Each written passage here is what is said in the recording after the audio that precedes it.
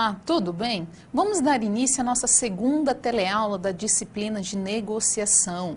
Eu sou a professora Suzy e vou trabalhar com vocês agora a segunda teleaula, que a gente vai trabalhar ali a negociação com as atividades aplicadas em comerciais, estão voltadas ali um pouquinho para o ramo comercial. Por que é tão importante estudar a negociação? A gente já sabe que todo momento nós sofremos qualquer tipo de negociação. E a partir do momento que nós estamos negociando, você está tomando decisões. E a maneira como que você toma essa decisão irá influenciar diretamente nesse acordo que você está elaborando nessa negociação. Para isso, você tem que saber se ela vai ser positiva ou negativa. Então, a partir daí, a gente utiliza alguns fatores psicológicos que é tão importante de uma negociação. Então, vamos dar uma olhada ali de início como vai ser o resumo da nossa teleaula. Então, o que a gente parte aqui do princípio? A nossa unidade de ensino vai ser negociação aplicada às atividades comerciais. As nossas competências dessa unidade de ensino é conhecer os fundamentos, os aspectos, os elementos, as técnicas de negociação, assim também como suas premissas estratégicas empresariais que são aplicadas a atividades comerciais. Em resumo, é desenvolver a competência geral que consiste em fundamentos, aspectos, elementos, principalmente aqui as técnicas de negociação, premissas de estratégia empresarial aplicadas à atividade comercial, aliada ali à competência técnica e ao conhecer também e conseguir aplicar essas técnicas de negociação e trabalhar ali a gestão de conflito nessas atividades comerciais. Principalmente a gente trabalha muito, né, a gente viu muito essa questão da gestão do conflito. Então as palavras-chave seriam habilidade, valores, comportamento, posição, relacionamento, poder, mana, comportamento, tipos psicológicos, disponibilidade, escalonamento, reciprocidade, ancoragem, excesso de confiança, framing, táticas, design de negociação, configuração e, por fim, valor. Nossa teleaula, o título é Negociação aplicada às atividades comerciais, é a nossa segunda teleaula. Então, o que nós trabalhamos aqui na segunda teleaula? Sejam todos bem-vindos, né, à unidade de negociação.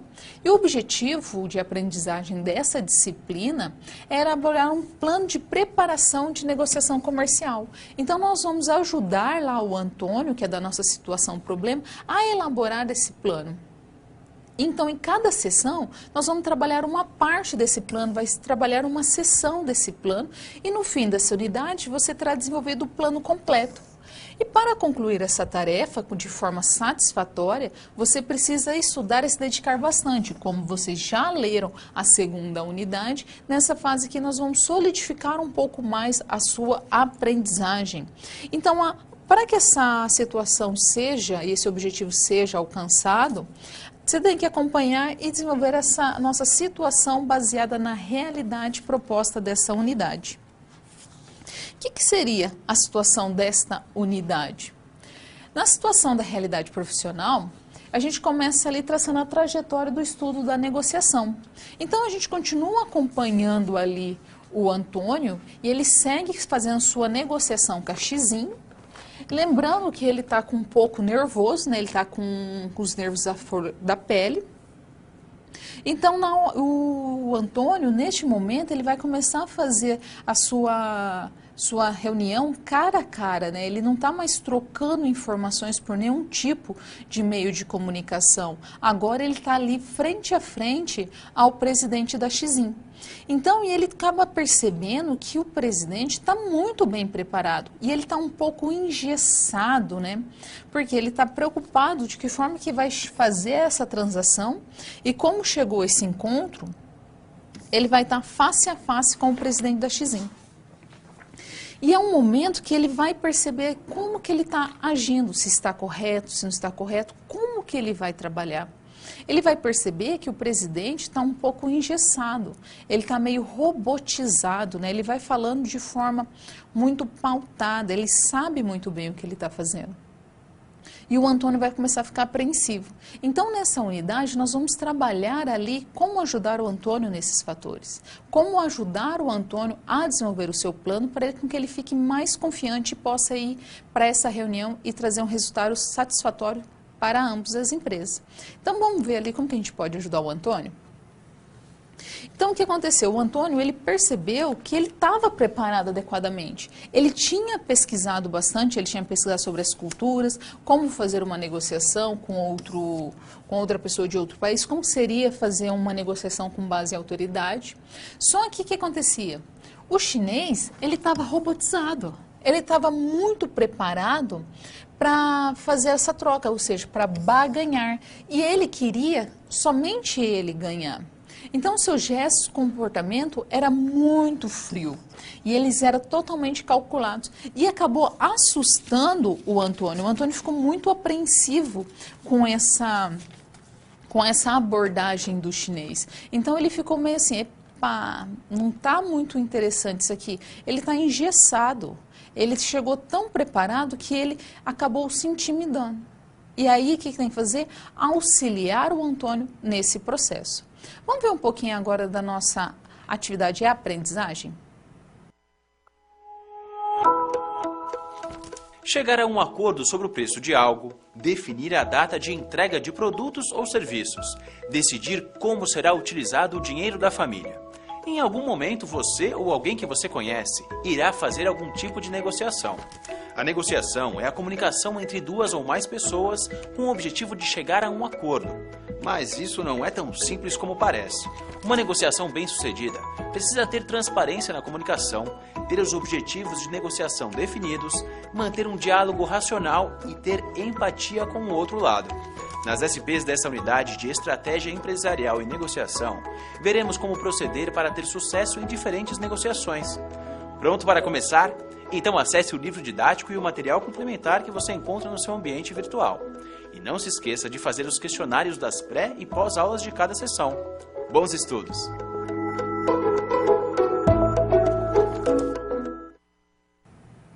Então, nós temos que ajudar o Antônio a entender alguns fatores psicológicos. Então, vamos dar uma olhada, o que seriam nossos conhecimentos prévios, o que nós vamos trabalhar nele?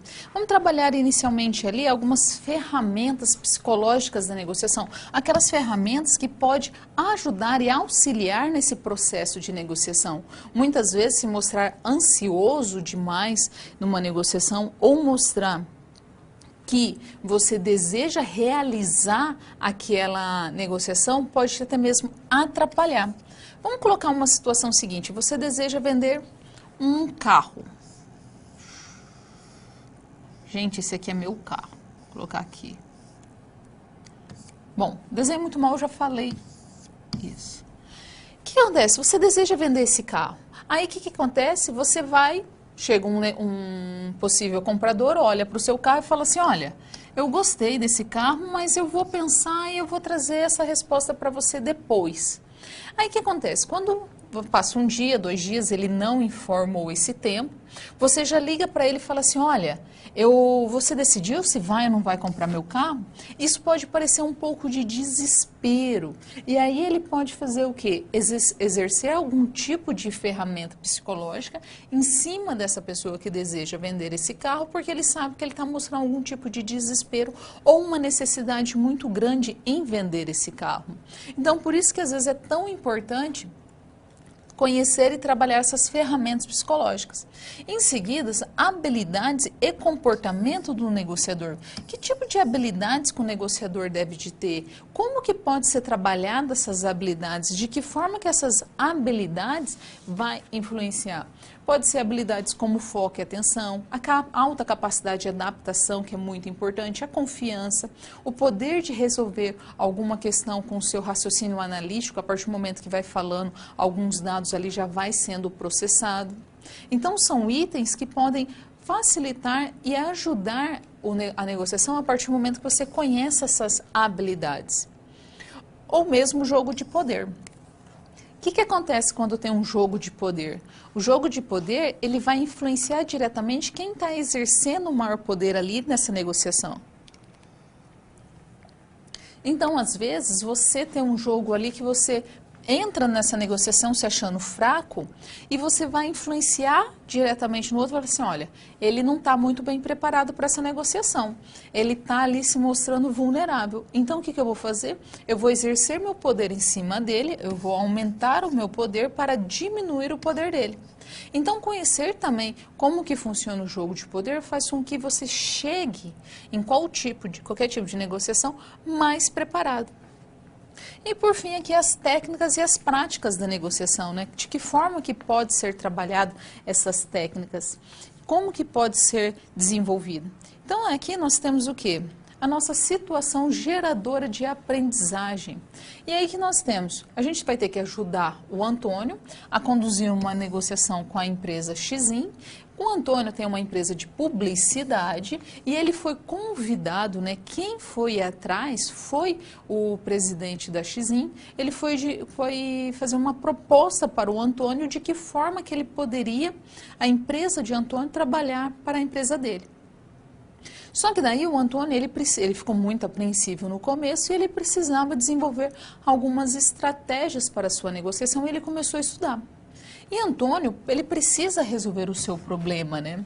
Porque se ele tivesse estudado muito sobre essa negociação, por mais que ele estava se sentindo preparado, no momento anterior, a partir do momento que ele começou sabendo que ele ia ter que fazer essa reunião com o empresário da Xim cara a cara, ele começou a se sentir com os nervos da flor à pele. Como ele tinha falado antes, ele estava já se sentindo com calafrio só de pensar. Então, psicologicamente falando, ele não estava preparado para isso. Então, como ele só de pensar, só na possibilidade de se encontrar com o chinês já dava calafrios, significa que nesse momento ele não tinha informações suficientes para desenvolver o seu trabalho. Porque se ele estivesse bem preparado, o que ia acontecer? Ele ia chegar ali de forma tranquila. Só que ele não está. Ele está sentindo que ele tem um poder baixo, ele precisa desenvolver esse poder, ele precisa de ter, apesar de ter ido atrás de algumas informações, ele está sentindo que não é suficiente. E como a oposição, né, o outro lado da negociação está de forma robotizada, ele falou assim, não tá legal, não é assim que tem que ser. Então ele vai ter que ajudar ele a criar mecanismo para ele elevar o seu poder, aumentar as suas habilidades e a influenciar diretamente no psicológico de Antônio para que ele se sinta preparado para essa negociação. Para que essa negociação seja uma situação de ganha-ganha e não de ganha-perde. Ou seja, o que seria ganha-ganha? O Antônio ganha e o chinês ganha também. Ambas as partes ganham. E não aquela situação que somente o chinês vai ganhar e o Antônio não. Seria, nesse caso, uma situação de ganha-perde. Um está satisfeito com a negociação. Muitas vezes, quando é a situação de ganha-perde, a pessoa está muito satisfeita. E já na situação de ganha-ganha, ambos os lados estão satisfeitos. Seria aquela situação que muitas vezes você toma uma decisão em cima do calor, em cima daquela euforia de tomar uma decisão e passa um tempo fazendo uma análise mais crítica da situação, olha e fala assim, não era assim que eu deveria ter feito, eu nem sei por que eu fiz essa negociação, o motivo que me levou a tomar essa decisão e essa decisão não foi satisfatória. Porque quando você está tomando uma decisão, uma negociação, você está tomando decisões a todo momento. Um vem e fala, o outro retruca. Então você fica ali fazendo aquele jogo, né, a todo momento. O que não pode é chegar para uma negociação achando que já é um conflito, que é uma situação de disputa, né? Que é uma situação que não deve se ganhar. O que acontece? Quando chega para uma negociação, tem que estar preparado para o que vai acontecer, de que forma que ela vai acontecer, estudar e ter, como foi falado antes, seu mana. Qual a possibilidade dessa negociação? Se não der certo, que caminho seguir? Se der certo, ok, vou seguir esse caminho. Se não der certo, este caminho. Mas ser sempre ali, como dizem, uma carta na manga. Saber como lidar com essa situação. Agora, nesse momento, vamos para a nossa primeira cápsula. E aí, tudo pronto para começar a resolução das situações problema? Quero lembrar que é importante você ter feito a pré-aula, porque agora vamos aplicar na prática as teorias que você viu. Vamos resolver cada uma das situações problema em 3 passos. Primeiro, com a ajuda do professor, vamos interpretar os dados da situação problema. Em seguida, vamos problematizá-la e levantar hipóteses. E no final, vamos aplicar os conceitos e teorias que foram resgatados pelo professor para solucionar a SP. Combinado? Então vamos a esse primeiro desafio.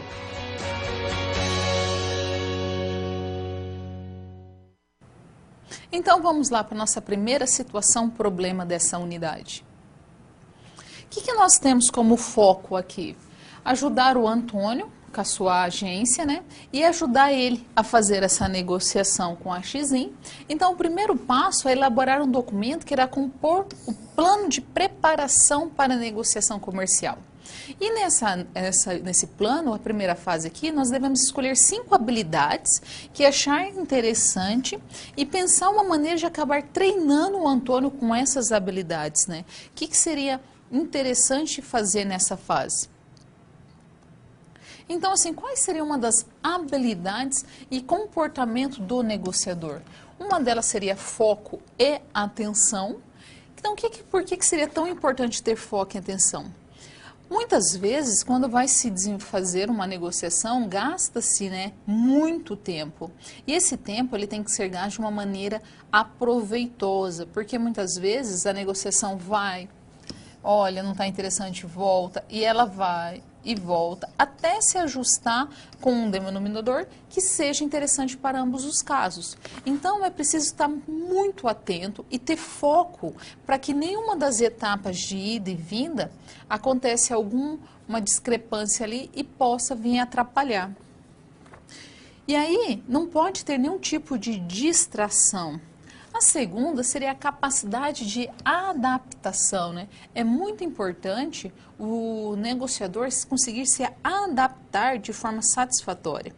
Um bom negociador é aquele que consegue se adaptar a cada novo desafio e enfrentar da melhor forma possível, da melhor forma que seja interessante para ele, né?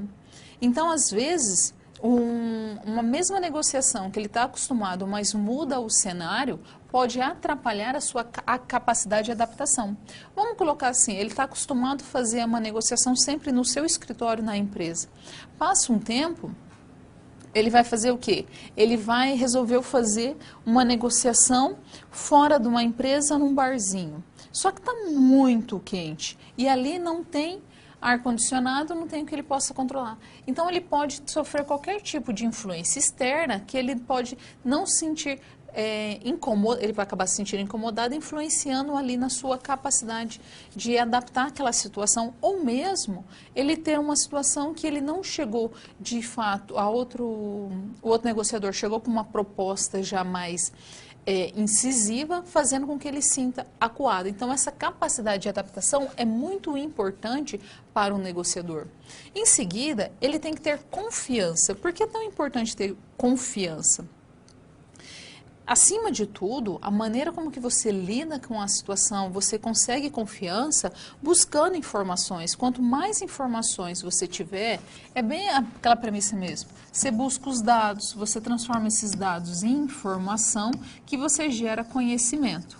Gerando conhecimento, você chega na sabedoria dessa negociação. E com isso você vai conseguir utilizar de estratégia suficiente para se sentir também confiante, porque você tem dados e informações e isso gerou um conhecimento.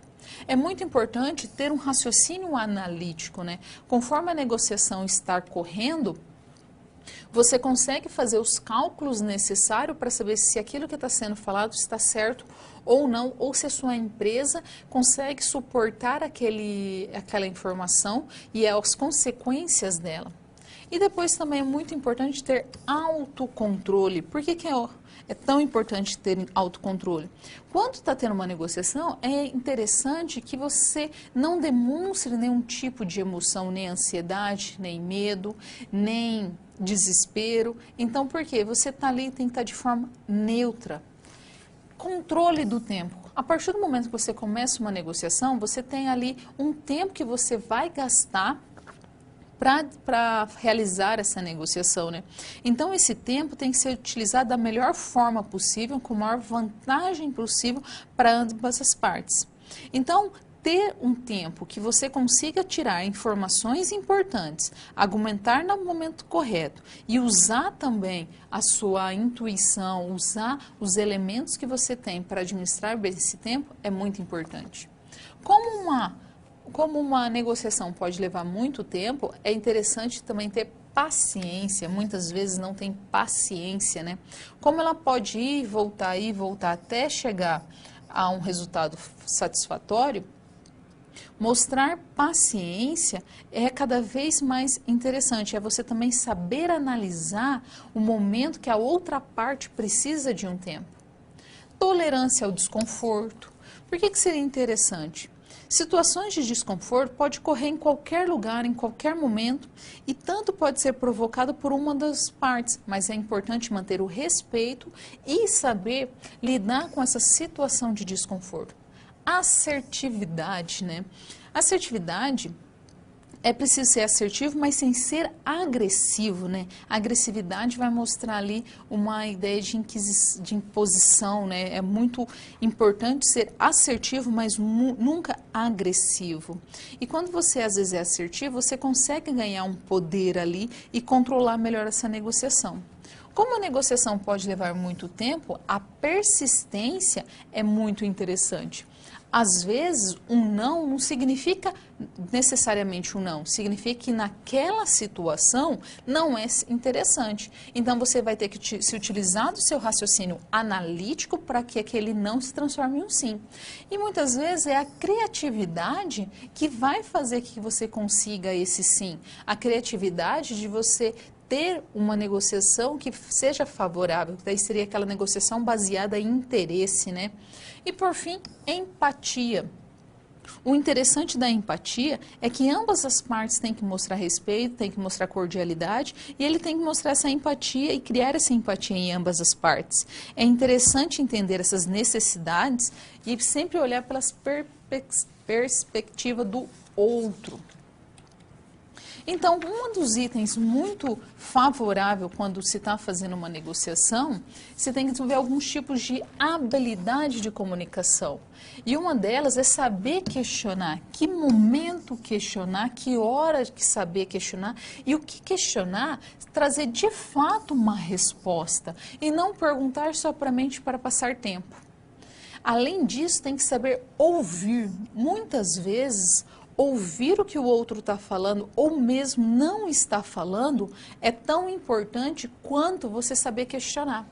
Às vezes uma linguagem corporal, uma olhada diferente, qualquer item pode indicar o que ele está querendo dizer. Então, saber ouvir muito além das palavras é tão interessante quanto saber questionar. E um dos itens importantíssimos é saber ouvir o silêncio, né? É bem isso mesmo, entender o silêncio. É ouvir o que não foi dito. Muitas vezes, quando um negociador está em silêncio, aquela reflexão dele, aquele silêncio, ele pode mostrar ali um poder sobre a sua negociação, ele pode mostrar um item ali no qual ele não gostou ou gostou e está analisando. Entender esse silêncio é muito importante. Tem essa famosa frase do Peter Drucker, né, que é um consultor da administração contemporânea, né? E ele fala, o mais importante na comunicação é ouvir o que não foi dito. Então, o que tem que fazer? É entender e ouvir o que está sendo falado nas entrelinhas, né? E não simplesmente ficar ali só no que foi questionado.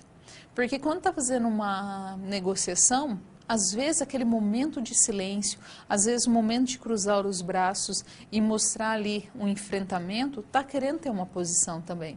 Então entender, saber questionar, saber ouvir e saber ter o silêncio ali é tão importante quanto dominar as outras habilidades psicológicas, utilizar dessas outras ferramentas psicológicas. Então, entender como funciona é muito importante. E é isso que nós vamos ajudar agora o Antônio. Porque o Antônio ele já está sentindo calafrios. Então, ele vai ter que procurar uma ajuda de algum profissional para controlar essas suas ferramentas psicológicas, porque senão ele vai mostrar ali, ele vai questionar talvez antes do tempo, não vai saber ouvir, porque quando uma pessoa faz uma pergunta, antes mesmo de dar uma resposta, tem que entender o que é essa resposta.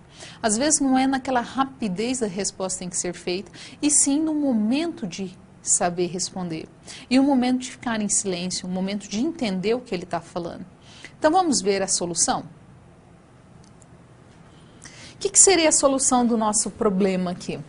O Antônio, o que ele precisa? Ele precisa de foco e atenção. Ele precisa estar muito atento ao que ele vai fazer. Ele está ansioso por essa negociação, mas ele não pode se perder em nenhum momento sobre ela. E aí ele vai ter que desenvolver a sua habilidade de paciência. Ele precisa ter paciência nessa negociação, ele tem que buscar mais dados.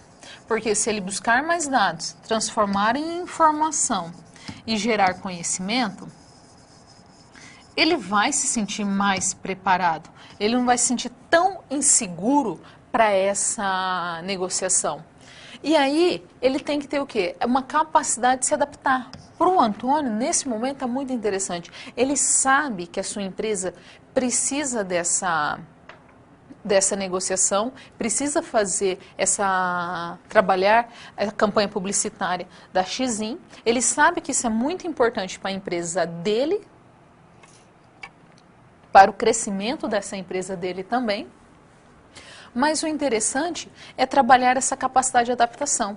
Então, se não der certo, ou se der certo, o que ele vai fazer? Ele não pode se sentir acuado simplesmente porque o presidente veio para a entrevista. E ao momento que ele está fazendo essa negociação, ele não pode simplesmente tentar analisar depois o que pode ou não pode ocorrer. Ele tem que analisar naquele momento. Ele vai ter que analisar naquela parte. Então, por isso que é tão importante o Antônio, ele ter um raciocínio analítico dessa situação.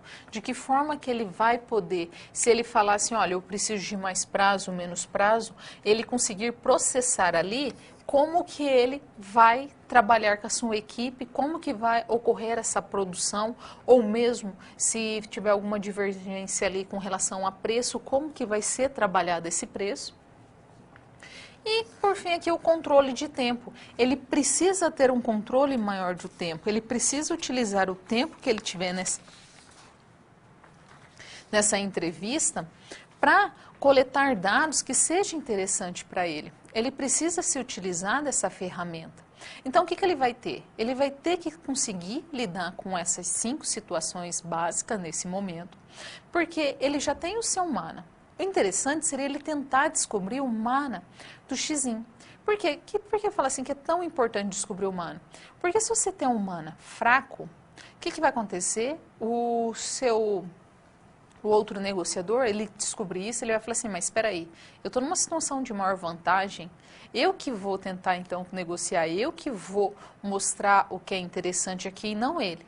E aí, se você também adquire conhecimento o que o outro quer do mana dele, ele vai falar assim, não, eu acho que não. Eu posso fazer esse item, eu não posso fazer esse é meu limite. Então, conhecer o mana da outra pessoa é tão interessante quanto você saber o seu mana também. Esse melhor negócio, a melhor alternativa, né, de acordo de negócio é tão importante quanto se preparar os outros itens. Então, você saber o que ele espera de você, o que você de fato espera do outro, é muito importante, porque você vai utilizar esses dados, você vai utilizar essa informação para saber que caminho seguir também. Então, às vezes, numa reunião logo de início, saber fazer qualquer tipo de questionamento vai facilitar você saber como que ele vai lidar. Às vezes ele vai colocar uma situação assim, olha, eu aceito até tal preço, senão eu já vou trabalhar com outra agência de publicidade. E nisso você vai conseguir ali lidar com essa situação, né? Se para você for satisfatória ou não. Então, neste momento, vamos para a nossa segunda cápsula. Você viu aí que os conceitos utilizados para resolver a primeira SP estavam todos na pré-aula, certo? Antes de seguir em frente, ficou com alguma dúvida nesta SP? Você tem algum comentário a fazer? Sem problemas. Ter dúvida é um bom sinal. Isso quer dizer que você está no caminho certo para a aprendizagem. Não deixe de enviar suas dúvidas no fórum. Agora é hora de passarmos para a segunda situação problema. Confere aí.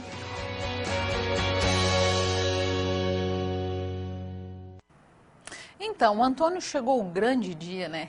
É neste momento que o Antônio vai fazer a sua reunião com o presidente da Xim. Ele já estudou a cultura, ele já estudou, está com o seu mana preparado, ele está com algumas ferramentas psicológicas ali que ele sabia que ele tinha que desenvolver, já que ele estava tão apreensivo, ele estava tão enfático ali, ele estava tão com tanto medo de realizar essa reunião, mas ele está enfrentando essa situação de forma corajosa. Então ele sabe que ele vai ter que lidar com alguns fatores. E aí, como chegou o grande dia, a gente vai ajudar o Antônio mais um pouquinho. Então vamos ver o que seria a nossa situação-problema? Então, o Antônio, olha, chegou-se o grande dia, né, da reunião com o responsável da Xim. O responsável que veio foi o presidente. Então, a partir do momento que o Antônio ficou sabendo que o presidente que viria negociar com ele se preparou mais ainda. Então, o primeiro passo seria assim, como que o Antônio vai lidar ali? Então, como o Antônio sugeriu, ele resolveu marcar em um café próximo ali da sua empresa, porque ele gostava muito desse café e ele achou que seria mais interessante do que marcar essa reunião dentro da sua empresa.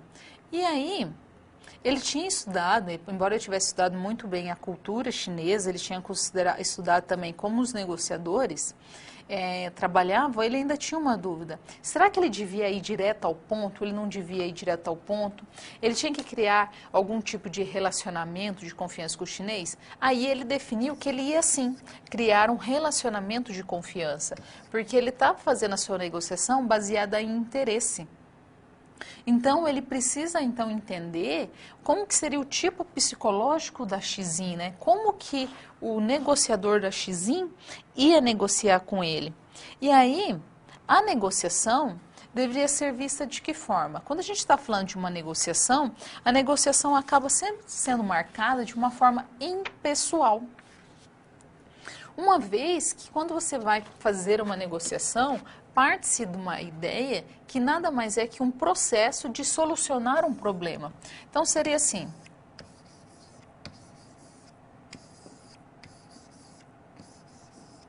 Uma pessoa tem o que a outra deseja. E aí vocês vão fazer o quê? Uma troca. Vai tentar trazer o que o outro deseja para si. Então, a partir do momento que há algum problema, seja no caso ali da empresa que ela precisa desenvolver uma campanha publicitária para os chineses, ele pode falar assim, olha, como essa empresa está começando, o trabalho deles são de qualidade, foi muito bem recomendados, eu quero que eles façam esse trabalho para mim. Ao mesmo tempo, o Antônio olha e fala assim, olha, para mim também seria muito interessante pela visibilidade para crescimento da minha empresa, então, o que vamos trabalhar? Então, é um processo, a negociação, muitas vezes, ela não pode ser vista como uma forma de combate, né? Muitas vezes ela é vista como combate, mas não deve ser, ela tem que ser de forma impessoal. E porque ela é um processo de solucionar o problema, ou mesmo para propor um acordo, mas é sempre realizada por pessoas. Então, a gente tem que entender que uma negociação sempre vai ser baseada e pautada em pessoas. Então, você nunca vai ter uma negociação que não está focado ali. Pode você utilizar as maiores técnicas, você pode utilizar as maiores ferramentas, Só que você está lidando com outra pessoa que tem sentimentos, que tem desejos, que tem anseios. Então, tudo pode mudar ao longo do curso. Uma pessoa que, num primeiro momento, demonstra numa negociação que tem poder, logo um pouco mais adiante nessa negociação, pode ser que ela não apresente esse poder. Pode ser que não, ao longo do tempo, a outra pessoa vai mostrar para o que veio mostrar o valor. Então, assim, com uma negociação, tudo pode ser alterado. Por isso que é interessante ter uma troca de informação e uma comunicação tão interessante, tão comunicativa, né, de forma que o outro entenda o que está sendo falado. Então, vamos ver alguma das estratégias que pode ser utilizada para uma negociação? Então, a gente tem aqui, que tipo de estratégias que pode ser utilizada? Existem alguns tipos de comportamento que são inerentes a todo negociador. E quando o negociador está fazendo ali a sua negociação, ele precisa muitas vezes fazer alguns tipos de concessões. Só que existe aquele que faz o quê? Concede apenas unilateralmente, ou seja, é apenas um lado que concede, né? Seria mais ou menos assim. Então, seria aquele poder mais de ganha-perde, né? Onde que um ganha e o outro perde, né? Então, é quando ocorre mais que um precisa sempre abrir mão de algo, é sempre ele, porque o outro nunca vai ceder. Então, nunca existe uma troca, é sempre aquela sensação, acaba sendo de explorado, aquela sensação de não estou satisfeito com essa negociação. Aí tem aquela possibilidade também de marcar firme uma posição, né? Isso aqui é mais naquela negociação baseada em posição, né?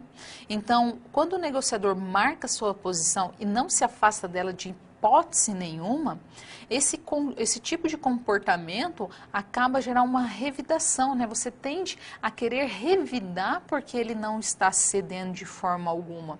E às vezes o que acaba acontecendo chega num impasse, chega numa maneira que não é satisfatória para ninguém. Porque ou você tem aquela maneira que um sempre vai ceder e o outro nunca vai ceder, e ou também aquela marca de marcar firme, né? Eu quero isso, eu também quero isso e não vou trocar e não vou diminuir nada no que eu desejo. E aí, quando a gente tem, principalmente no marcar firme uma posição, essas negociações têm de ser muito longas e não satisfatórias. E quando você está ali numa situação de baganhar, o que acontece? Você está ali em uma base de troca efetivamente. Então, significa que você pede algo, o outro faz concessão, ele pede para você, você também faz concessão. Então, realmente seria uma troca constante por ambos os lados, de forma que seja satisfatória, para chegar realmente ali num denominador que seja interessante para ambos e chegando inclusive numa negociação de forma que possa ser trabalhado futuramente, né? É a forma que você vai desenvolver esse trabalho que vai facilitar possíveis outras negociações. E aí você tem aqui, a gente chama de maior nível, né? O poder. Como que você desenvolve o poder? Como que você exerce um poder? Como que você apresenta esse poder? Através da informação. Como que você consegue? Você vai estudar o mercado, as formas com que esses negociadores trabalham, você vai ver como que a maioria trabalha. Claro que você está indo ali para uma parte mais genérica, só que você conhecer o perfil, geralmente, dos negociadores daquela região, daquele país, ou que estão dentro de determinadas situações, vai facilitar a sua negociação. E quanto mais informações você tiver, quanto mais dados coletados e trabalhados você tiver, mais conhecimento você vai ter. Quanto mais conhecimento você tiver, você vai conseguir trabalhar melhor, vai conseguir percorrer melhor esse caminho da negociação para atingir o seu objetivo. Então acontece o quê? Precisa negociar. Ok, sem problema nenhum. Que forma que vai negociar? Você vai chegar já fazendo a proposta ou vai esperar que a proposta seja feita? Vai preferir ouvir o que o outro tem a dizer, vai exercer esses itens, né? Saber ouvir, saber questionar e o silêncio para fazer o seu questionamento ali, ou vai simplesmente deixar que ele ocorra? Então, quando você tem poder, você tem informação, você acaba tendo tudo. Então vamos ver como que a gente pode trabalhar essa questão de poder e informação? O que nós temos aqui? A partir do momento que você tem o poder, você se sente forte, você se sente grande, muito mais do que você apresenta fisicamente, né? Mas você tem conhecimento. Então, a partir do momento que você tem conhecimento, pode ser por qualquer tipo de mídia, por qualquer tipo de informação que você buscou, seja às vezes por uma questão de tempo, por uma questão de logística, alimentação, você está preparado para aquela situação, faz com que você tenha um poder maior sobre essa negociação. E para você conseguir o poder, você consegue através da informação. É juntando dado por dado, item por item, trabalhando esses dados que você vai conseguir desenvolver bem uma negociação. Porque você vai ter informação suficiente, porque você gerou conhecimento suficiente para exercer esse poder que você tem dentro dessa negociação. E para isso, às vezes, é muito utilizado alguns tipos psicológicos. Então, geralmente, os negociadores, eles têm ali os seus tipos psicológicos básicos, né, que é comum a todos. Às vezes tem aquele tipo que é mais restritivo, né? O que seria aquele negociador com o tipo mais restritivo? Esse tipo psicológico, ele não costuma ser cooperativo e busca apenas o seu ganho, né? Aquele que visa sempre ele ganhar, ele estar à frente, e ele não se importa com o resultado, independente do resultado da outra parte envolvida. Então, ele sempre age de acordo com os seus interesses, né? Naquele tipo mais de ganha-perde. Então, o que a gente estava falando. Ele não se importa como que o outro vá. Sendo satisfatório para ele, está tudo ok, não tem problema. Aí tem o tipo ardiloso. O que seria o tipo ardiloso? Ele acredita que as pessoas não podem ser influenciadas pelas ações dos outros. Portanto, ele concentra o tempo todo em seguir os procedimentos e as regras da sua negociação. E aí, para você negociar com pessoas do tipo ardiloso, tem que manter sempre o foco nos procedimentos, nas regras e não nas relações pessoais. Então, você tem que estar muito atento a esse estilo. E quando está se trabalhando com o estilo amigável, o que acontece? Eles geralmente são cooperativos, eles são influenciadores, eles têm um bom espírito, aquele espírito esportivo, é muito legal trabalhar com eles, né? Negociar com o tipo amigável, a palavra já diz. Então, muitas vezes, esse tipo deve evitar detalhes muito minuciosos, né? Detalhes nesse tipo de acordo, porque às vezes pode ter algum tipo ali de item não satisfatório, né? Ou mesmo uma dispersão por ser muito amigável. Ou mesmo tipo confortável. O que seria o tipo confortável? Ele tem de buscar uma situação de equidade, né? E ele contesta quando não busca um acordo sólido, ele precisa se sentir confortável. Então, ele sempre vai acreditar que as pessoas vão colaborar ao invés de obstruir. Ele sempre vai acreditar nessa fluidez sobre que ele deve formar e firmar acordos que sejam de compromissos mútuos, né? Que sejam compromissos interessantes para ambas as partes.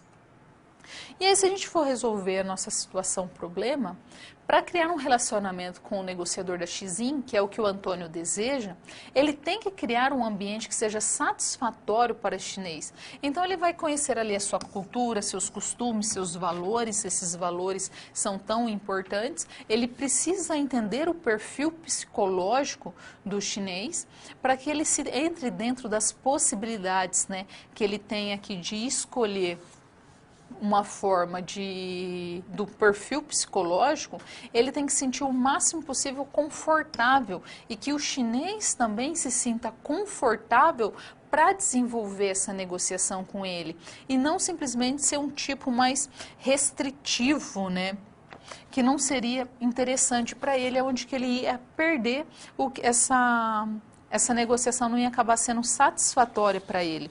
Então, seria interessante que ele se utilizasse desse tipo de perfil psicológico, que fosse, no caso, um perfil mais confortável para ele. E aí ele ia trabalhando. Ele já está com mais informações, ele está com mais dados, ele está preparando seu plano, né, de acordo, porque ele está sabendo que ele tinha algumas limitações psicológicas, então ele está trabalhando as suas limitações, ao mesmo tempo está analisando o perfil psicológico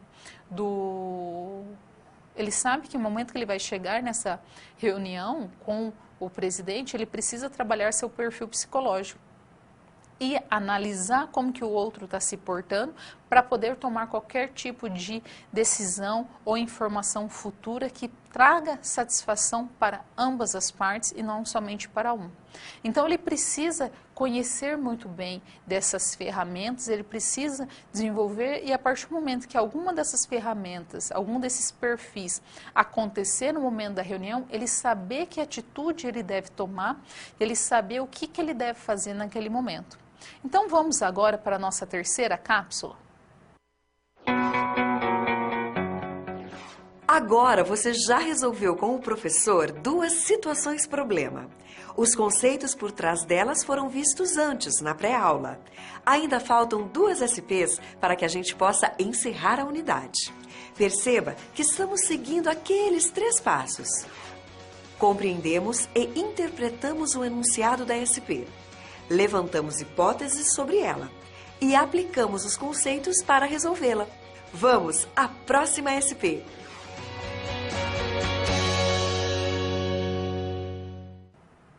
Então, quando o Antônio começou a sua reunião, né, quando ele estava frente a frente ali com o chinês, ele começou a perceber que estava tudo muito robotizado, estava tudo muito engessado e ele não se sentiu confortável, né, ele não se sentiu bem com aquela situação.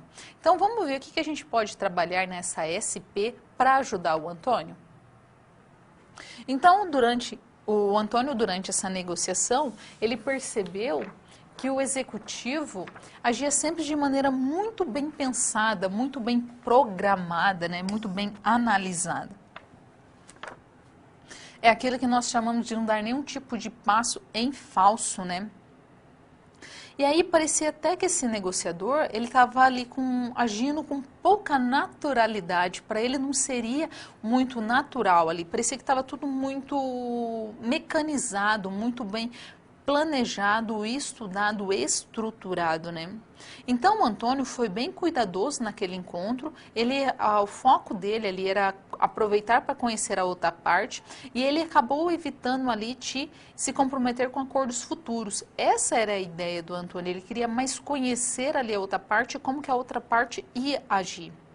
Eles marcaram uma reunião para ir há 2 dias e o Antônio estava bastante preocupado com a atitude tomada pelo chinês. Ligou para Carlos, que era seu amigo, e aí pediu para o Carlos o que ele poderia sugerir para ele, o que ele poderia trabalhar. Daí o Carlos falou assim, olha, que ele conhecesse um pouco mais dessas ferramentas psicológicas, né? O que ele poderia trabalhar? Aí o Carlos acabou indicando, ele desenvolveu um documento, um relatório, que irá compor esse plano de preparação para o negócio, para essa negociação, e ele vai utilizar o quê? Ele deve listar pelo menos 6 ferramentas psicológicas que vai facilitar esse processo de conhecer um pouco mais de como pode funcionar. E aí nós temos o quê? A nossa problematização. A negociação, ela nada mais é do que um episódio no qual o negociador é levado a tomar várias decisões. A partir do momento que está fazendo uma negociação, está tomando várias decisões de forma frenética, de forma rápida. Então, vamos colocar assim, se ele pede um prazo maior sobre um determinado item, ele sabe que ele vai ter que ver com a sua, não é simplesmente, ok, eu entrego antes. Ele tem que pensar, peraí, isso aqui vai envolver a minha equipe de produção, eu vou envolver minha equipe de logística, eu vou ter que analisar se eu tenho maquinário suficiente para isso, o que eu tenho que fazer para conseguir ter esse prazo. Às vezes, naquele momento que está sendo negociado o prazo, ele tem que fazer um raciocínio analítico de que forma ele possa utilizar de todos esses fatores, de todos esses elementos, para que ele consiga entregar esse produto de forma satisfatória, com qualidade, do jeito que foi imaginado, mas sempre ele está ali pressionado porque ele está tomando decisões e ao mesmo tempo ele está ali tendo que ter a pressão do tempo. Porque ele não pode levar muito tempo fazendo essas análises. Então, a negociação é uma série de pequenas decisões que são tomadas a todo momento. E uma das principais heurísticas, né, o que seria no caso aqui a heurística, seria aquela descoberta de fatos, de fazer aquela descoberta, que quando uma das heurísticas mais conhecidas no processo de negociação, é que as pessoas começam uma negociação já pensando que estão numa competição com a outra parte. Então, a partir do momento que entra em uma competição, não parte para a ideia que eu estou ali para chegar a um acordo satisfatório. Está ali simplesmente para ganhar. E esse ganhar a todo custo não é interessante. Muitas vezes você chega numa negociação armado, digamos assim, chega ali já enfrentando aquela situação. E o interessante é agir com cautela. Uma negociação não é uma competição, onde que um vai ganhar e o outro vai perder. Uma negociação é uma situação onde que ambas as partes desejam algo e tem que chegar num acordo para que ambas as partes saiam desse acordo, como elas entraram, mas de maneira satisfatória, que de uma maneira que seja interessante para ambas as partes e não simplesmente para uma. E se entrar já com uma situação de competição, às vezes aquela negociação que vai ocorrer naquele momento, pode ser que ela não aconteça mais depois. É aquela situação de vender uma vez só, já ouviu aquela expressão, né, que apenas o cliente foi enganado e ele comprou um produto, ele fez uma negociação, que é onde ele se sentiu lesado, ele se sentiu explorado, e aí ele não negocia mais. E aí o que acontece? Uma negociação que poderia vir a acontecer futuramente em outros momentos, não acontece mais. Então, o que tem que ser trabalhado? Tem que ser trabalhado ali os tipos de ferramentas para se trabalhar essa negociação. E algumas vezes tem que conhecer essas ferramentas, como que pode ser trabalhada essas ferramentas e como que vai ser desenvolvida. A gente pode ajudar Antônio entendendo essas ferramentas e resolvendo a situação problema que é tão importante para ele. Então vamos resolver a situação problema? O que nós temos aqui? Nós temos umas ferramentas psicológicas interessantes para o Antônio entender. E fomos feito que é um checklist. O que seria interessante? Ele conhecer ali o princípio da disponibilidade, né? Ele está fazendo um acordo e ele tem ali seus questionamentos, então ele também tem que trabalhar com algumas ferramentas psicológicas, que pode ser a disponibilidade.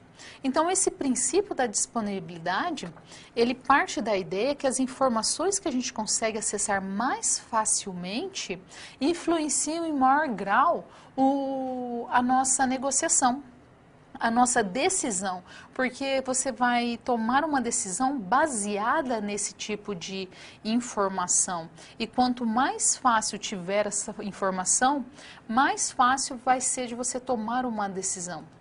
E aí, ou mesmo do escalonamento ou agravamento, né? O que seria esse escalonamento ou agravamento? Essa ferramenta sugere que os bons negociadores devem sempre olhar para a negociação sobre uma perspectiva da outra parte. Ou até mesmo como se você estivesse fora dela, né? Você não estivesse participando, se você fosse um terceiro item dessa negociação. Assim você vai conseguir enxergar melhor essa negociação, ter uma visão mais ampla de como que ela pode ocorrer. E aí você chama ali, porque você não vai cair naquela situação de competitividade, né, nessa negociação, você vai olhar para essa negociação de forma diferente. E aí também tem a questão da reciprocidade. O que seria a reciprocidade?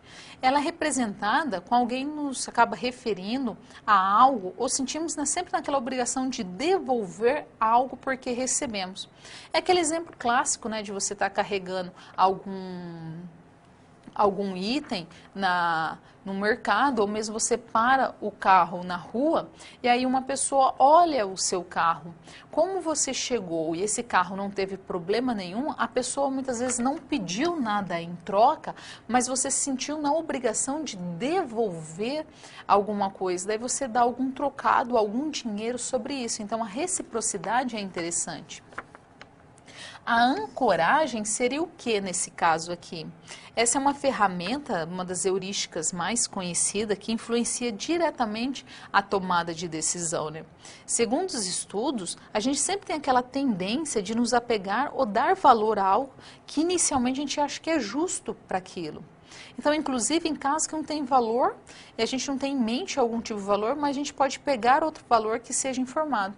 Então, vamos colocar assim, olha, eu vou fazer esse produto para você, mas eu garanto que você vai vender, você não vai ter nenhum tipo de problema, esse produto é altamente vantajoso, ele tem uma alta rotatividade no mercado, então você vai criando valor aqui que é interessante para o outro negociador. Às vezes o excesso de confiança também, ele pode ajudar ou atrapalhar. E aí o excesso de confiança é um outro tipo, né, de ferramenta psicológica que ela pode ser utilizada durante uma negociação. E aí que geralmente a gente tem as pessoas que são muito confiantes, têm excesso de confiança, elas tende, muitas vezes, mostrar uma maneira mais enfática na negociação e acabando oprimindo o outro. Isso pode ser benéfico ou não, às vezes ela pode até mostrar uma posição ali de liderança, uma posição de líder ali, só que ela tem que também entender o outro lado. Esse excesso de confiança também, às vezes, não faz com que ela entenda e processe completamente a situação de risco. E o framing? O que seria o framing? Ela está relacionada à maneira como é proposta e apresentada. Então, é quando você identifica diante de uma situação positiva, temos uma tendência de sermos avessos ao risco, e quando estamos diante de uma situação negativa, a gente fica mais aberto aos riscos, né? Então, essa seria uma das ferramentas psicológicas que Antônio tem que se preparar. Então, o Antônio, ele tem que estar preparado para essas ferramentas e ele tem que olhar e falar assim, olha, que tipo de ferramenta é interessante naquele momento? Nessa negociação está sendo trabalhada. O que acontece com essas ferramentas? Como que vai ser trabalhado? Que tipo de ferramenta ele vai utilizar mais na sua negociação? Então, ele achou que as outras ferramentas que ele tinha estudado era suficiente. Quando ele foi buscar mais ferramentas psicológicas, ele percebeu quanto que o seu plano está ficando grande, né? Porque ele está fazendo um plano ali baseado em interesse, em conhecimentos mútuos, ele deseja que ele tenha uma negociação baseada num tipo mais confortável, né? Que o tipo de negociador seja aquele que ambas as partes vai ganhar. Ele quer desenvolver uma negociação onde que seja satisfatória para ele e para o xizinho, só que daí ele vai trabalhar com esses fatores psicológicos, ele vai trabalhar com todos os itens psicológicos que vai facilitar.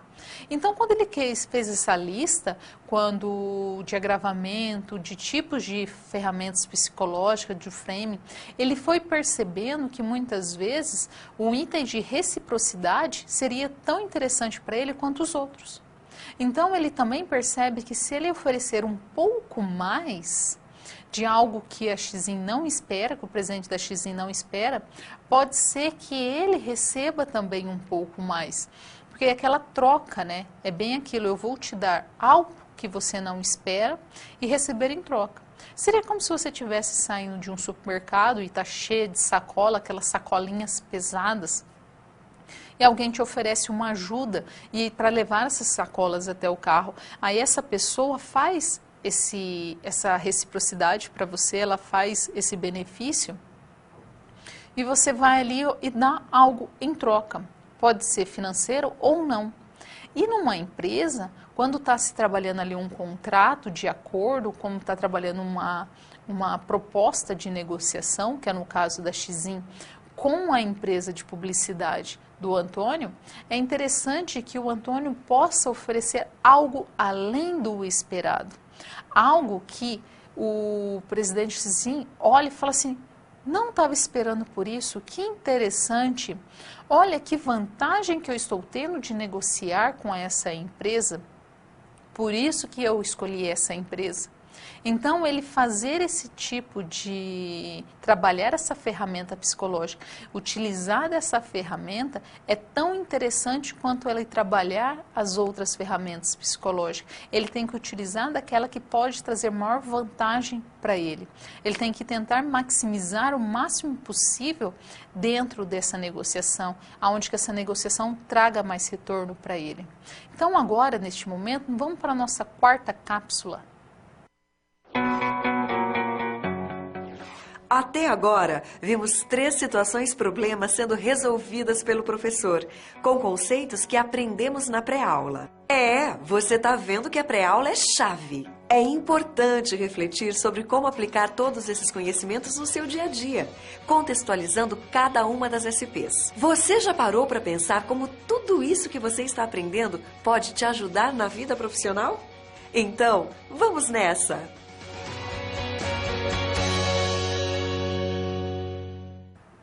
Então, vamos ver o que o Antônio vai trabalhar ali na nossa quarta situação-problema. Então, o Antônio, ele foi para a sua segunda reunião, lembra que a reunião foi marcada ali para 2 dias depois da primeira reunião com a presidenta Xi, e ele precisava ali combinar alguns termos do negócio, né? Ele já estava se sentindo um pouco mais preparado.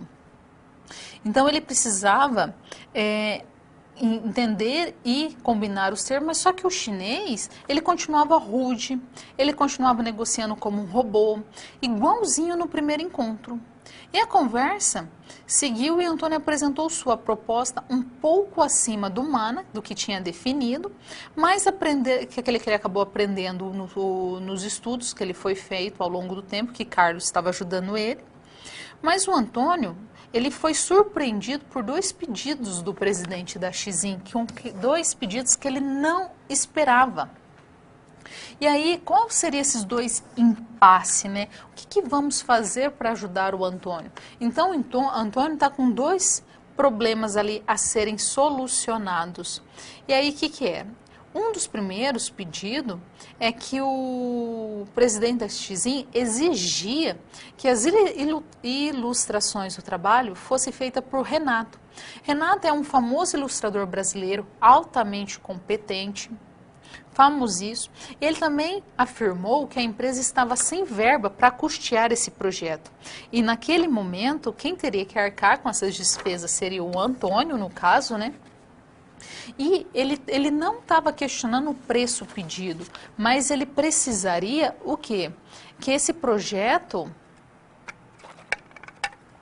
fosse pago em 2 anos.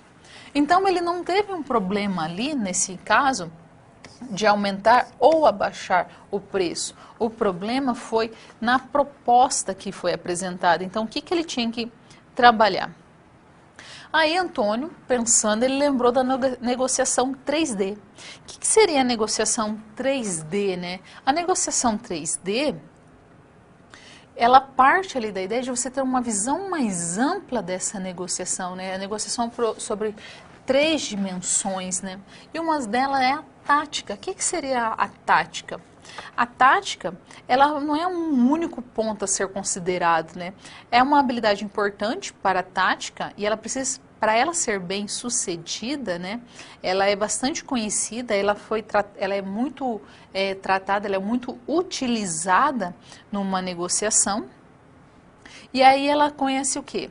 Ela parte do conhecimento da situação, a capacidade de comunicação, a de confiança, a preocupação com as diferentes culturas, entre as outras habilidades que pode apresentar naquele momento e situação que pode aparecer e devem ser trabalhadas ali. Então, quando você está trabalhando uma situação 3D, você tem a possibilidade de ter um dos elementos, que é a tática, ou também você tem o design da negociação, né? O design da negociação, ou também conhecido como como forma de conduzir o processo de negociação. Está mais relacionado ali à habilidade que o negociador deve possuir em elaborar um acordo que crie valor para a negociação como um todo, que esse valor seja interessante. Então, ela surge quando há uma saída clara para uma situação entre que ambas as partes estão ali com um impasse, que é no caso da nossa empresa aqui, do Antônio com a Xim. Ele está com um impasse ali porque ele sabe que financeiramente ele não pode arcar seu caixa, né?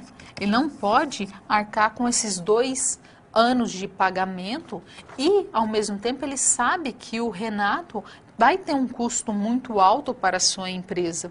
Então, ele precisa criar um valor para que ele consiga desenvolver bem essa negociação, conduzir bem esse processo dessa negociação. Então, ele pode buscar outras opções que sejam um pouco mais econômicas, mas que vá destravar essa negociação, que não vá diminuir o valor dessa negociação. Então, ele sempre visa ali estudar essas possibilidades, estudar as formas com que ele pode conduzir ou manter ali o design dessa negociação. E aí, um outro item do elemento da negociação 3D é a configuração. A configuração deve ser trabalhada em todos os momentos da negociação, né? Não apenas em um único momento. Essa etapa do planejamento e até a elaboração do acordo, ela tem que ser completa, né? Antes de ir para uma negociação cara a cara, o negociador que pensa em todas as dimensões deve ter em mente a configuração e as alternativas que podem viabilizar ou não esse negócio.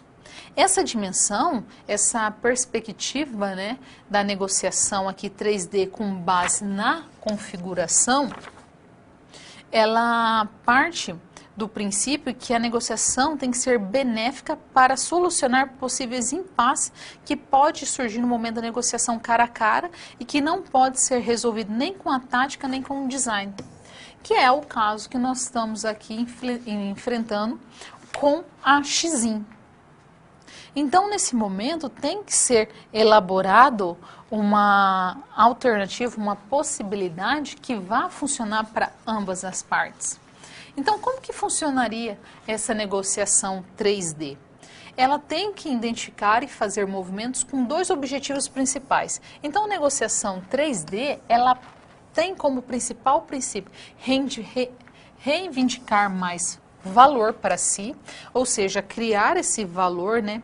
Ofertar fora da negociação, além da negociação, alguns itens que ela vai mostrar o valor de estar ali, ter essa negociação com essa empresa, o fato de estar essa empresa, no caso a empresa de Antônio, desenvolvendo o seu produto que pode vir melhorar, ou criar um valor para todos os envolvidos. Seria ele trazer o Renato, no caso aqui, para que o Renato auxiliasse a ele criar um novo valor.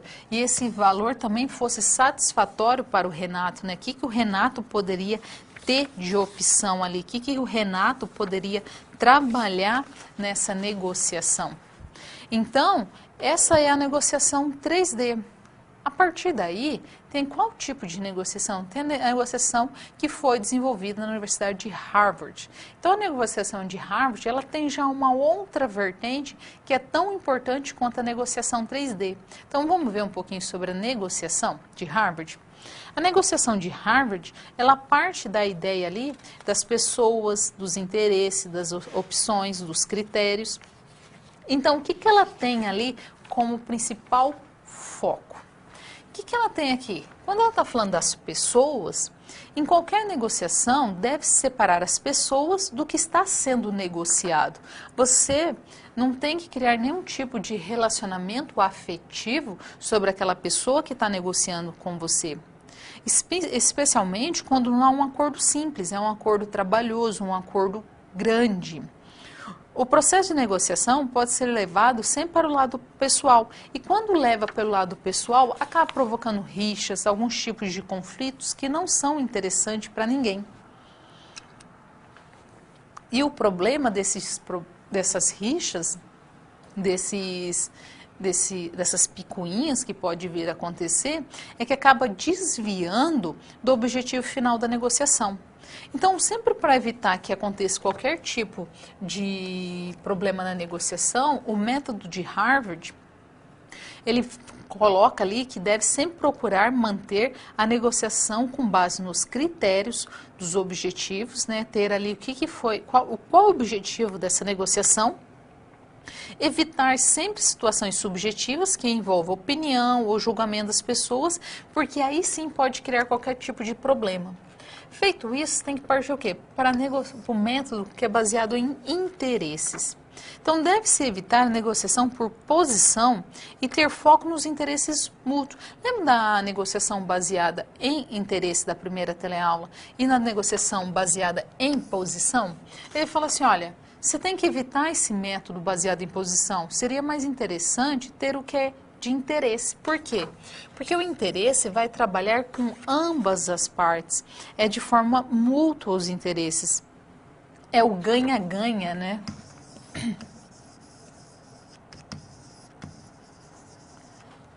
Então, quando você está trabalhando ali a situação do ganha-ganha, que é ambas as partes ganhando, e aí o que tem? Um bom negociador, ele vai conduzir uma negociação, ele vai procurar maneiras que essa negociação atinja um resultado que seja satisfatório para ambas as partes, que ele seja positivo para todos os participantes e ele acaba evitando ali qualquer tipo de entraves em determinadas situações ou posições que leva à não realização desse acordo ou qualquer tipo de problema que venha a surgir. Enquanto que tem ali a de pessoas, interesse e de opções, aí o que ele vai falar aqui na questão de opções? Um bom negociador, ele vai saber analisar várias opções possíveis no início desse processo. Antes da negociação cara a cara com outra parte, é importante que as opções sejam consideradas os interesses de todos os envolvidos. Então, você vai olhar lá o que seria interessante para para a empresa X e o que seria interessante para você também. Então, é analisar todas as opções que estão sendo apresentadas nesse acordo. E uma negociação com apenas uma opção, provavelmente, acaba levando ao impasse. Então, ele coloca assim, é interessante ter mais de uma opção, porque você vai conseguir negociar de forma que vai chegar a um resultado, e se tiver só uma, é aquela e acabou, não tem o que correr. Então, para não ter nenhum tipo de dificuldade nesse acordo, ter mais de uma. Então, deve ser criada a maior quantidade possível de opções e sem juízo de valor, e elas têm que ser analisadas uma por uma e depois escolhida a melhor. Então, se você só chega lá com uma opção, você não vai conseguir escolher a melhor. E por fim aqui, a baseada em critérios. É importante que o negociador saiba definir os critérios, os objetivos desses critérios, né? Eles têm que ser claros, imparciais e serem atingidos na negociação. Assim é possível que se busque conjuntamente atingir esses objetivos. Ambas as partes vai saber analisar esses critérios e ele tem que ser bom para todo mundo. Porque tem que ser evitado a todo momento aquele sentimento de injustiça que pode acontecer. E aí, o que acontece? A gente tem que ajudar o Antônio a solucionar o seu problema. Ele está com um impasse ali. Como que ele vai trazer o Renato para a sua empresa de forma que ele não tenha nenhum tipo de problema financeiro? Ele tem que negociar ali o prazo, só que ele tem ali o primeiro passo, que seria o quê? Vamos elencar o que a gente vai resolver agora na empresa do Antônio. Ele vai contratar o Renato ou não? Que forma que o Renato pode trabalhar? Então, vamos ver como que a gente pode resolver essa solução? Primeiro passo seria chamar o Renato e oferecer uma porcentagem para ele conforme fosse desenvolvendo a empresa. E aí ele acaba reivindicando o valor, ele precisa reivindicar o valor e criar um valor para essa negociação. E aí ele precisa trazer para a sua empresa e falar assim, olha, Renato, vou colocar aqui.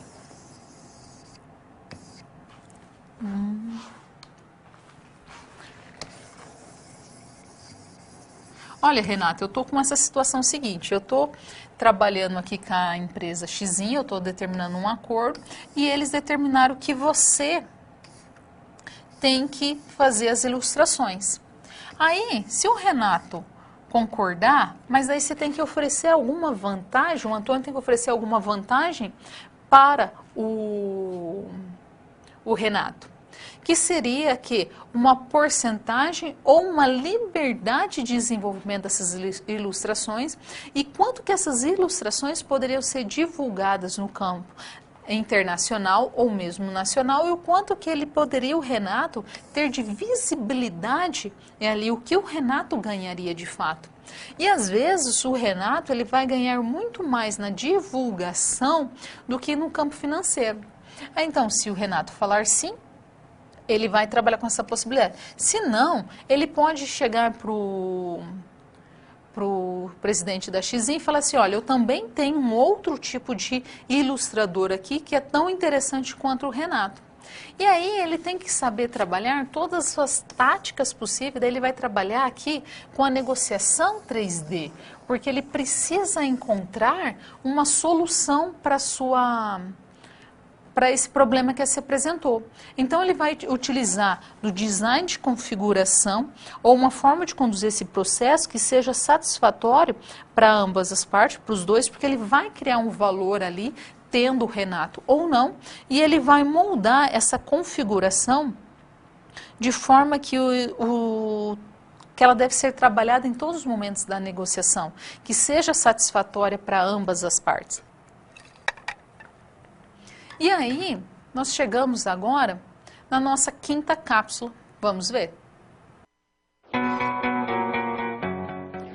Chegamos ao momento final da nossa aula. Agora que você passou por todas as SPs, mais do que nunca é o momento de refletir sobre o que foi visto.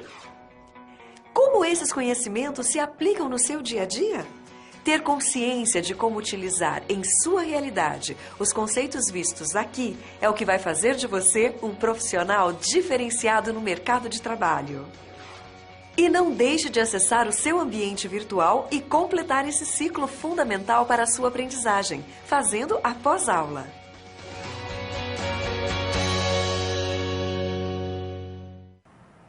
O que nós temos que entender? Muitas vezes, provocar uma situação é você simular a possibilidade daquela existência daquela situação no seu dia a dia. E quando estamos trabalhando com negociações, às vezes tem aquelas negociações que são mais fáceis, aquelas são mais complicadas, aquelas onde coloca algum tipo de impasse, né? Alguma situação que vai te afetar o caixa, que vai afetar, ter algum problema, que seria no caso ali da nossa... Do Renato, a partir do momento que a empresa tem que negociar ali. Então, o que você tem que fazer? Analisar como trabalhar. E aí, muitas vezes, a forma como o outro negociador chega vai influenciar. Então, vamos ver um pouquinho de como que a gente pode provocar uma situação? Uma forma de provocar uma situação é analisar o que pode acontecer numa negociação programada. O que acontece quando você vai para um tipo de negociação que você sente que aquela outra pessoa está robotizada?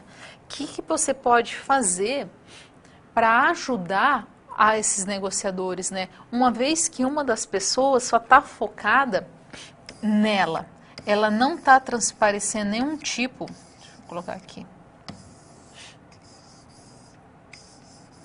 ela não está aparecendo nenhum tipo de sentimento, né? Ela não está mostrando nenhum tipo de fator psicológico que não seja do interesse dela, que acaba o quê? Prejudicando a outra parte, que aqui fica feliz com o resultado e o outro não.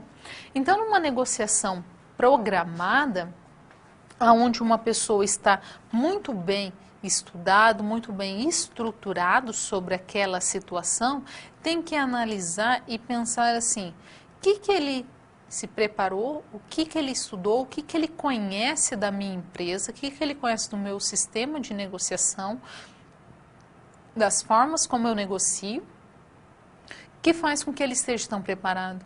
Será que ele conhece meu mana? Será que não? O que ele fez para ele estar tão bem preparado? O que ele desenvolveu? O que ele está programando ali? Por que ele está com essa atitude? É entender essa atitude dele fechada, nessa atitude robotizada, essa atitude estrategicamente analisada e pensada, que vai influenciar na minha empresa, que vai influenciar na minha negociação. Será que isso não é a influência dele de poder, que é esse tipo de negociação? Porque se for para uma negociação aonde o negociador já sabe que o outro trabalha de forma fria, de forma robotizada, de forma esquematizada, ele vai olhar tranquilamente para aquela, porque sabe que aquela atitude dele é para desestabilizar. E aí, se ele não tiver estudado, ele não conhecer a outra parte, isso pode causar um grande prejuízo para ele emocional, pode trazer problemas psicológicos que vai influenciar na sua decisão. Porque em vez de ele analisar o acordo minuciosamente, principalmente na hora de fechar um contrato, assinar de fato ali um contrato, né, de uma negociação, e você analisar se está correto ou não está correto, analisar item por item pode deixar algumas partes passadas despercebidas. E essas partes que não foram analisadas pode trazer diversos prejuízos financeiros, psicológicos, logísticos, de produção, de marketing, prejuízos financeiros que talvez aquela empresa não consiga se superar em 1 ano, 6 meses, às vezes 2 anos, 3 anos, que vai trazer tanto problema àquela negociação que era melhor nem ter feito. Então, uma negociação onde o outro já entra com uma forma robotizada, que ele entra numa situação de competição, que ele tem que ganhar a todo custo, o outro negociador tem que entrar de uma forma mais amigável. Ele tem que mostrar as vantagens de ambas as partes ganharem com aquela negociação e não somente um. Porque se, vamos colocar assim uma situação. Você entra numa situação robotizada, uma situação programada. E aí você faz uma negociação onde que a sua empresa está perdendo. Aí você vai e quebra, você acaba falindo, né? Como dizem popularmente, a bancarrota. E aí você não vai conseguir atender aquele cliente, mas nenhum cliente. Ele vai para uma outra empresa e faz o mesmo processo. Ele vai quebrando sistematicamente todas as empresas. Que aí vai chegar um momento que nenhuma empresa quer trabalhar para aquele negociador, ou não vai querer negociar com ele. Já ouviu aquela expressão, né? Negociar na bacia das almas, né? Mostrar ali que às vezes tem pessoas que compram a empresa ou negociam somente naquele momento que está desesperado. E aí tem pessoas que compram muito nesse momento. E aí por quê? Porque ela pode exercer o seu poder, a sua influência e achatar tudo o que ela deseja, achatar o preço, achatar o prazo, achatar todos os itens que ela acha interessante e necessário para essa empresa. E aí, muitas vezes, isso pode trazer algum tipo de prejuízo, algum tipo de desvantagem para a organização. Então, é interessante que saiba o que tem que ser feito, estudar para qualquer tipo de negociação, seja na compra de um carro, de uma casa, de uns bens maiores ou mesmo na compra de produtos alimentícios. Quando se é feito o cálculo, muitas vezes as pessoas não percebem o quanto que elas gastam de não fazer uma negociação bem feita na compra dos alimentos da casa dela. Se ela colocasse no papel tudo que ela gasta, às vezes, sabe aquela situação que é só mais um pouquinho. Eu vou pagar mais caro ali porque agora eu estou cansado, agora eu tenho algum motivo. Aquela pessoa não é muito legal de negociar, então nem vou me dar o trabalho de pedir nenhum tipo de desconto, nenhum tipo de vantagem, porque é assim que eu vou fazer.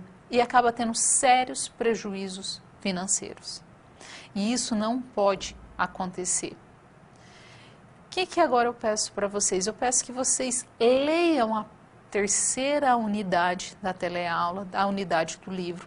Vai trabalhar mais algumas técnicas de negociação, faça as atividades, vai desenvolvendo ali as atividades que estão sendo propostas, vai fixando, chega com as dúvidas já anotada, para que você tenha certeza que essas dúvidas serão sanadas. Mandem as dúvidas para o seu tutor, converse com o seu tutor, manda essas dúvidas para as pessoas responsáveis que nós vamos esclarecê-las.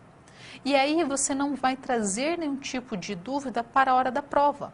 Porque agora você teve a primeira teleaula, a segunda. Daqui 2 teleaulas acaba essa disciplina e em seguida é a prova. Então, se está vendo, estudando todo dia um pouquinho, você vai aprendendo um pouco mais, cada dia aprende mais. Então, às vezes é interessante utilizar o aplicativo Saber Com, em vez de você carregar o livro fisicamente, carrega ali, abaixa ali no aplicativo Saber e olha o livro, ou vai na biblioteca digital e também baixa o livro por ali e vá lendo ele, imprime ou mesmo fotografe os slides que você vai poder fazer o quê? Você vai olhar para ele naquele momento, 10 minutos que seja de manhã, que seja 10 minutos à tarde e à noite, já são 30 minutos de aula. Que você leu, que você se preparou para essa aula de forma que você não gastasse tanto tempo. Você tem que estudar todo dia e todo momento. Às vezes as pessoas falam assim, eu não tenho tempo para estudar, eu não tenho tempo para parar para estudar. Só que às vezes você não precisa parar para estudar, é uma fila de banco, é uma fila de ônibus, é qualquer momento que você tiver, você vai lá dar aquela olhada no seu celular, você vai olhar aquele material se você tiver impresso, quem gosta de material mais impresso, estudando um pouco. E participar do fórum. Estudar e participar do fórum é fundamental, todo dia estudando um pouquinho. Se você vai estudando todo dia um pouquinho, você vai criando mecanismos, você vai criando subsunsores da sua aprendizagem, você vai criando ganchos aonde que um conceito vai se relacionando com outro conceito e você consegue chegar num bom denominador ali, você consegue chegar numa aprendizagem efetiva. E aí você vai para a prova de forma tranquila. Chegando na prova tranquilamente, você sabe que já não vai passar por uma prova de recuperação e você não vai acarretar e acumular matérias, assuntos que vai desgastar a todos. Então é interessante que todo dia estude um pouco. Sempre que chegar para assistir a teleaula, a unidade daquele livro já tem sido estudada. Como agora para a próxima unidade, precisa ser estudada a unidade 3, precisa que as atividades sejam resolvidas, que essas atividades estejam de acordo. Qualquer dúvida que possa surgir, mandem as suas dúvidas que elas serão esclarecidas. Uma aprendizagem efetiva acontece sempre com essa troca, aonde você age ativamente na sua aprendizagem. E agora eu me despeço de você e espero encontrá-lo num próximo momento.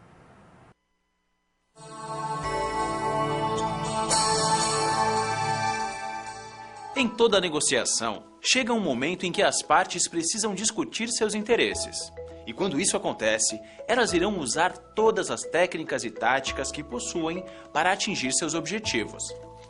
Um bom negociador deve saber como respeitar os limites do outro e também não deixar seus valores e crenças pessoais afetarem uma negociação comercial. Muitas vezes insistimos em uma ideia e tentamos convencer os outros de que ela é necessária.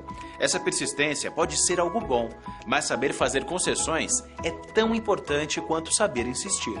Existem 3 comportamentos que podem ser adotados sem precisar levar a negociação a extremos: conceder unilateralmente, manter firme a posição e barganhar.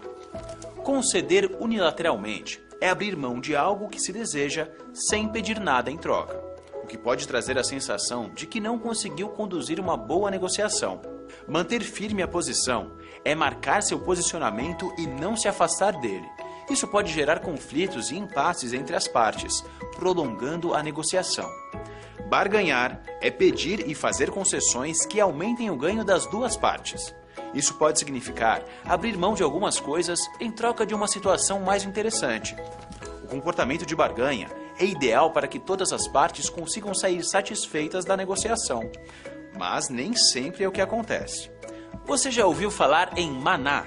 Essa é uma sigla para melhor alternativa para um acordo negociado. e é uma ferramenta que pode ser utilizada dentro das negociações, ajudando a definir e decidir um objetivo ideal. Algumas ferramentas psicológicas podem influenciar um negociador no momento da negociação cara a cara, como a disponibilidade, o escalonamento, a reciprocidade, a ancoragem, o excesso de confiança e o framing. Um bom negociador deve relembrar essas ferramentas antes de entrar em um processo de negociação importante. Assim, ele pode se planejar para usá-las ao seu favor. Além das técnicas tradicionais, a principal técnica moderna é a negociação 3D, que propõe uma abordagem envolvendo 3 dimensões na negociação.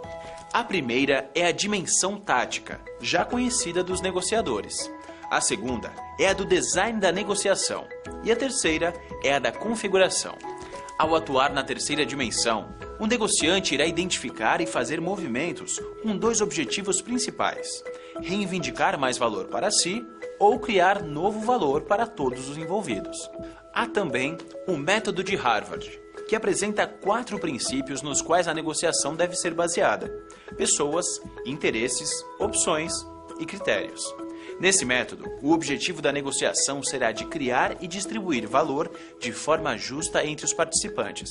Busque mais informações sobre esse tema e se mantenha atualizado sobre as novas estratégias de negociação que você pode implementar em seus negócios. Até mais!